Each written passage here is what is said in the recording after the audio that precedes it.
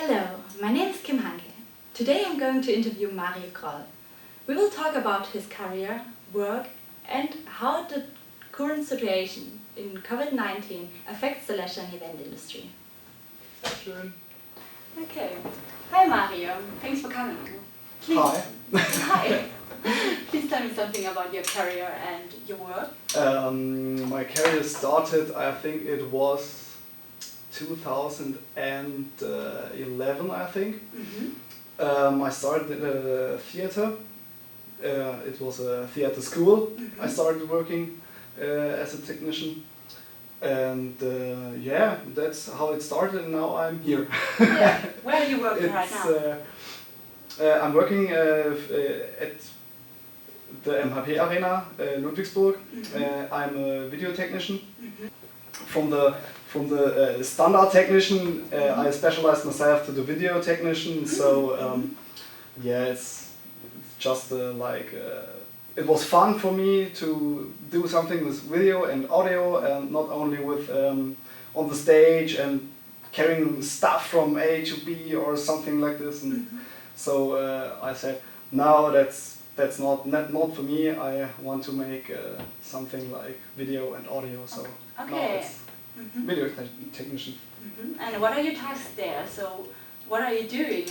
Yeah, it's some kind of very, very different. It's sometimes it's like cutting a movie. It's like making a presentation for a conference, or just playing a video on a school prom or something like this. It's there's everything in video. And when did you start that? When did you specialize yourself? Oh, yeah, that's a very good question. I think it started when, I think it was like about 2015, now 5 or 6 years ago, I think. Okay. Yeah. Okay. Yeah. So and why did you choose that? Because you liked it the most. Yeah, it's like it's like my generation. So everyone is having a computer. Everyone is starting YouTube and something like this. And so I was standing there and so, that's so cool. I want to do this too. And then yeah, it's like this. Yeah, interesting. So yeah. Why did you choose to work in the event industry? You said you started with the normal standard technician? Yeah, everyone starts with this, or most of them start like, okay, you're a technician, so you're doing everything, and then later on you specialize. So.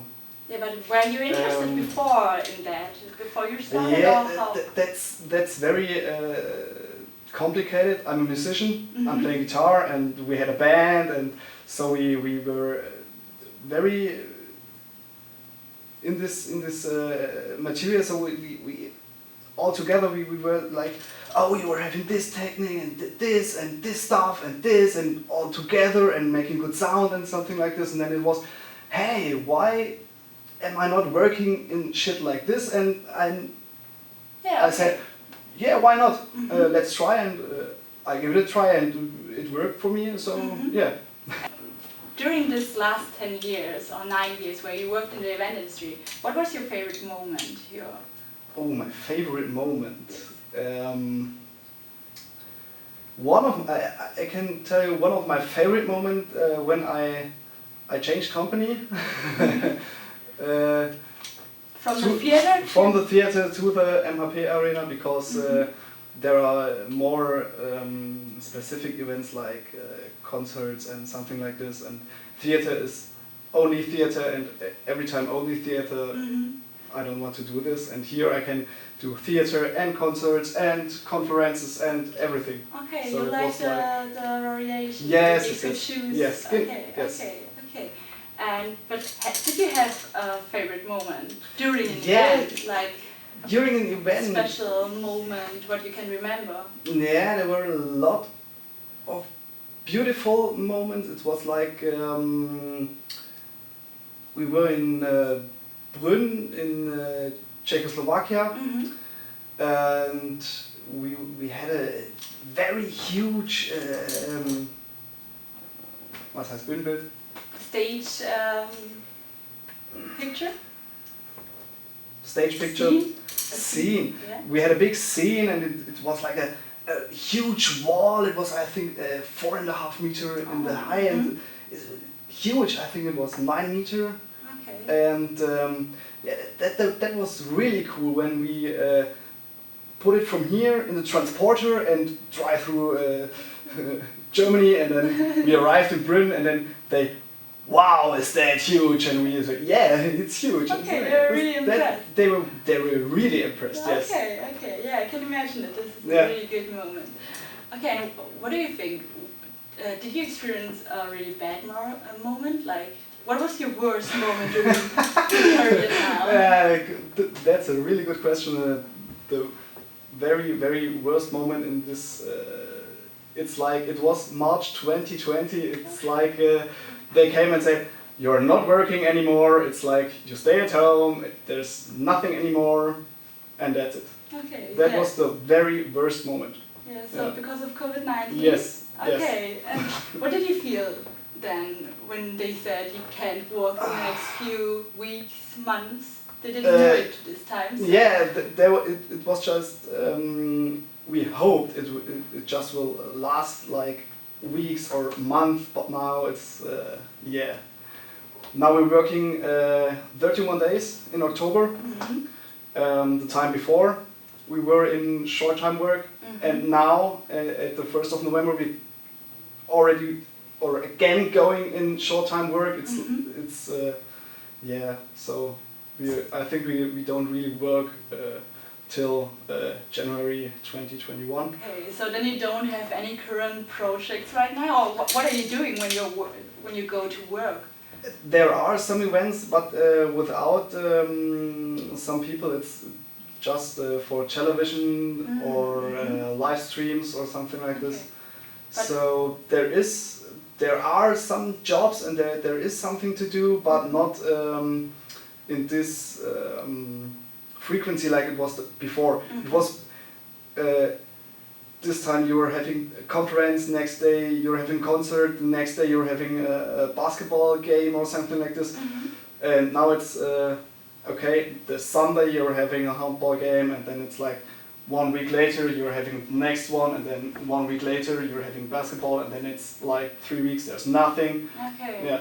And what do you do during this 3 weeks? So are you preparing the events then, or? Yeah, sometimes it's like some kind of very difficult to prepare an event because you don't know is it happen or is it not. Do they say no? Do they say yes? So it's like, yes, we're preparing it, but we don't prepare like we did this 1 year before. Okay. Yeah, because we don't know, and we can't buy material or rent material, and then they say no, we're not doing this, and then we have to send it back, and yeah. Okay. So yeah. But then you already organized Corona-proof events? Yes, we had some. Also, I have one Corona event organized. It was like a cinema day with a friend of mine. She's owning a cinema. And we made it like a silent disco with headphones, and it was with lounges, and they all had their space. They had that was really cool, but I don't think that this is the future. So okay. So you had to consider some restrictions, or yes, of course. And for example, we have to was heißt ein Ordnungsamt? from the law, from the government, maybe? Yeah, okay. Yes, the government came and they said you have to do this and this and this, and then it's okay. And yeah, we made it like this, and then it was okay. Okay. So for example, how many people were at your event during the silent disco? I think it was about 35. 35. Yes. And they had their own lounges, yes, and they were sitting just with their friends. Yes. Okay. Exactly. Okay. Yeah. So were there other restrictions too, like that they weren't allowed to go somewhere else without masks, or? Yes, of course. This was restricted by law, and so we there was there were some lines on the floor where they have to walk if they have to go to toilet, or if they just want to leave or something like this. So yes, we had to watch like they don't meet each other, the groups. And on the way somewhere. Yeah. Yeah, we all know that it hit the leisure industry really hard. But why do you think it is really important right now to keep the leisure industry in mind? Okay, good question. I think it's because the people, they want it. It's not the industry want it, we want it of course, but the people need it more than they want bread and games. It's like they want to have something to eat and they want to have fun. So you need to offer them something where they can have fun, but with where they can keep the restrictions. Yes, exactly. Yes. Would you support Corona-approved events? In this time, I would say yes, of course. Absolutely yes. But I think you can't now in this moment you can say, okay, there are 50 people, 100 people in a theater concert, something like this. There is no problem. The real problem is you can't do this a long time because you're burning money.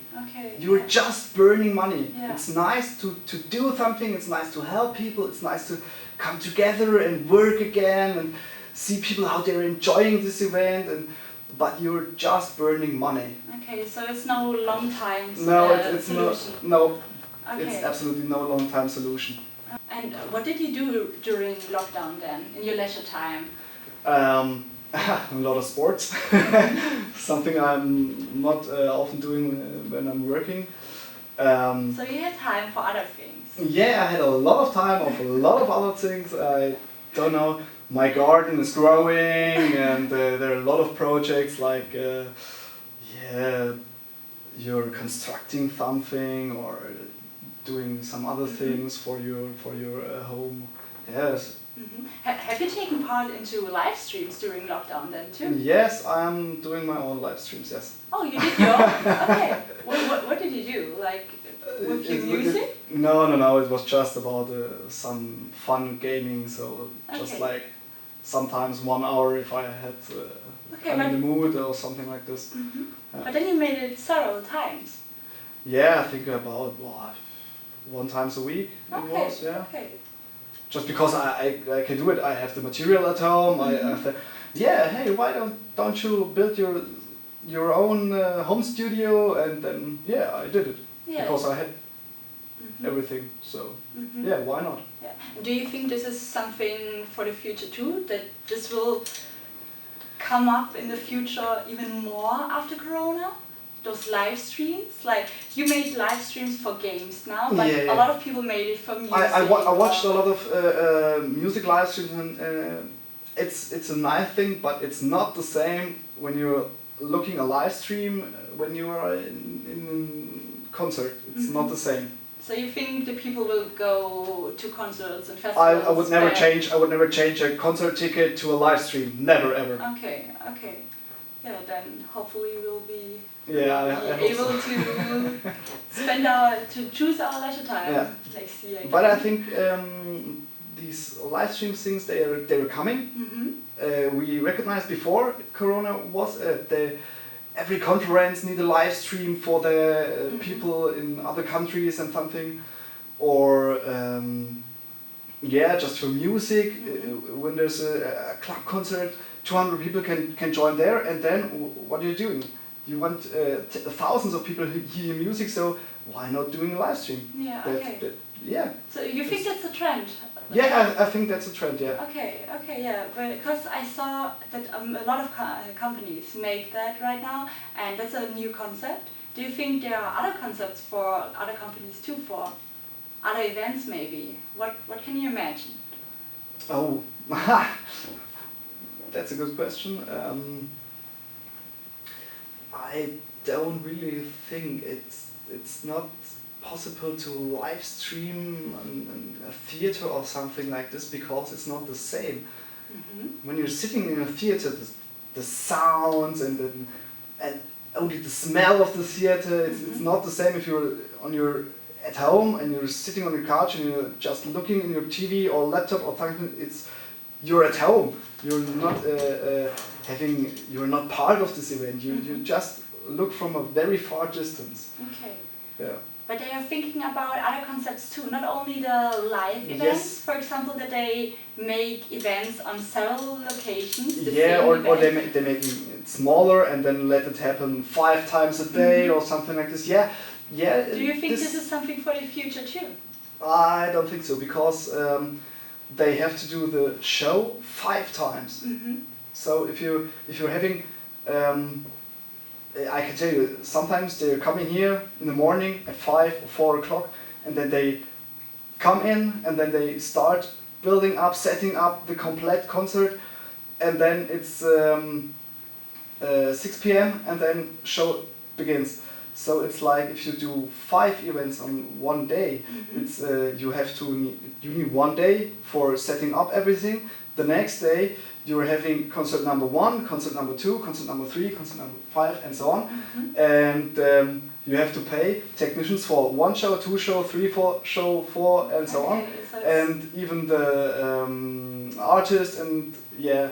So I don't think it's very handlebar, kind of. Yeah, you don't think that it's you think it costs too much and the effort is too much? Yeah. Yes. The effort is too much, and I don't think it's this is for normal times a good solution. I don't think so. Okay. But for Corona it works. It's okay. But I think it's not nothing for the future. Okay. Except you say, I don't want a huge crowd in my venue. I want just 200 or 500 people. So it's like a little more intimate and a little bit closer. Yeah, then you can do this. But I don't think that I don't think so. Okay. Yeah. So you don't think that this could be a trend, that the events could be smaller in the future? And yeah, only if they want it. Okay. I don't. Only if they want. Only if they want. I don't think you take Rammstein, put it in a venue, and only let 200 people watch them. Okay. I don't think that will work. Yeah. Okay. Yeah. Okay. Good. Yeah. Then that was it. Thank you so much for your time. It was Thank you too. nice having you here. It was a pleasure. Thank you. Thanks.